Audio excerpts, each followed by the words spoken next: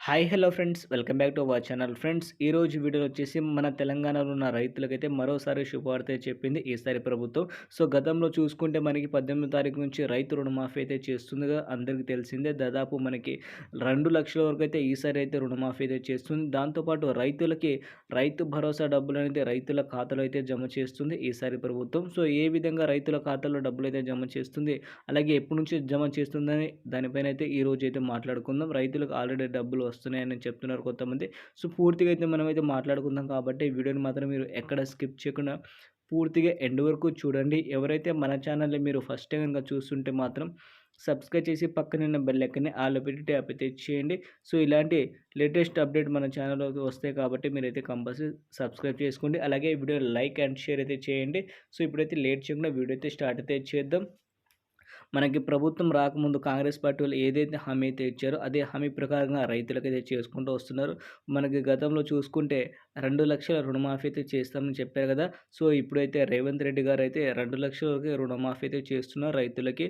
So మనకైతే already చాలా వరకు అయితే రైతు రుణమాఫీ అయితే అవుతుంది కాబట్టి సో మనకి ఇప్పుడు జరగాల్సింది ఏందంటే రైతు భరోసా డబ్బులు అనేది గతంలో చూసుకుంటే కేసీఆర్ ఉన్న ప్రభుత్వంలో చూసుకుంటే మనకి బీఆర్ఎస్ పార్టీ అప్పుడైతే దాదాపు అయితే రైతులకైతే అందుబాటులో కరెక్ట్ టైంకి అయితే ఇవ్వడం అయితే జరిగింది.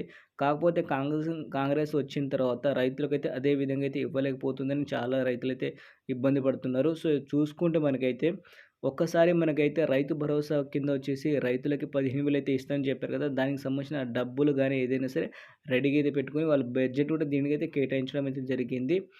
ఒక్కసారి క్యాబినెట్ మీటింగ్ అయిన తర్వాత రైతుల ఖాతాలో ఎప్పటి నుంచి డబ్బులు ఇవ్వాలి, అలాగే ఎంతమంది రైతులకు డబ్బులు ఇవ్వాలనే నిర్ణయం అయితే తీసుకొని వాళ్ళైతే మనకైతే రైతుల ఖాతాలో డబ్బులైతే జమ చేస్తారు. ఈసారి ఆగస్టు 1 తారీఖున జరిగే క్యాబినెట్ మీటింగ్ తర్వాత రైతుల ఖాతాలో రైతు భరోసా డబ్బులైతే జమ చేస్తుంది ఈసారి ప్రభుత్వం.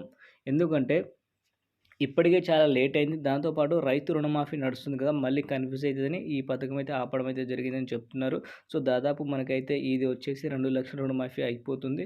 దాంతోపాటు రైతులకి ఎకరానికి 15,000 చొప్పున ఈసారి వానాకాలం పంట పెట్టుబడి సాయం కింద 7,500 ఒకటో తారీఖు తర్వాతే రైతుల ఖాతాలో జమ చేస్తుంది ప్రభుత్వం.